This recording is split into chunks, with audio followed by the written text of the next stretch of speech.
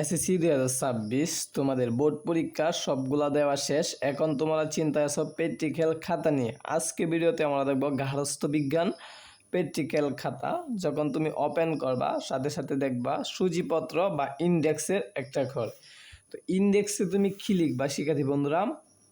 তোমাকে ভিতরে আমি যে চিত্র আঁকলাম বর্ণনা সহ, কয়টা চিত্র আঁকলাম? আমি 5টা চিত্র আঁকছি বর্ণনা সহ ভিতরে। তো 5টা চিত্র যে আমি আঁকছি এটা সূচিপত্র এখানে তুমি লিখে দিবা, ঠিক আছে? নামটা এবং কত পৃষ্ঠা থেকে কত পৃষ্ঠা পর্যন্ত লিখছো এটা সুন্দর করে এখানে শিরোনাম আকারে কি করবা? লিখে দিবা। তো শিক্ষার্থী বন্ধুরা চলো আমরা পরবর্তীতে দেখি। তো আমরা প্রথম চিত্রটা এটা আঁকলাম। তো প্রথম চিত্রটা এই যে এটা একটা প্রথম চিত্র আঁকা হলো। তো এখানে আমাকে চিত্রের নাম দিতে হবে, ঠিক আছে? পরে পরীক্ষণের নাম এখানে দেওয়া হলো।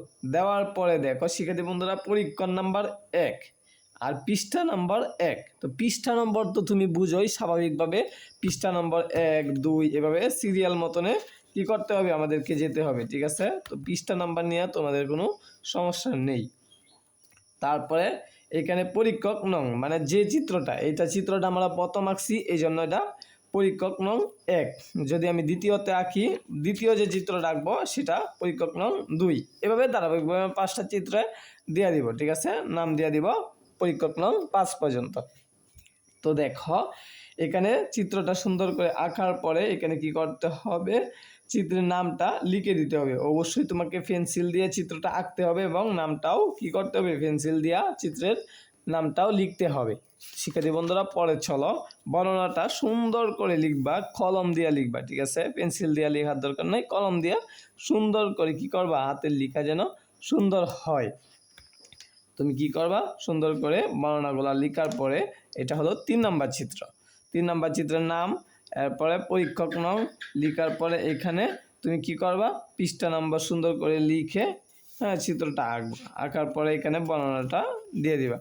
তো শিক্ষার্থী বন্ধুরা বর্ণনার মধ্যে দেখো এখানে উদ্দেশ্য, উপকরণ, কাজের দ্বারা, এরপরে পর্যবেক্ষণ, সিদ্ধান্ত, এভাবে তুমি কি করবা? ধারাবাহিকভাবে স্টেপ বাই স্টেপ বর্ণনা দিয়ে দিবা।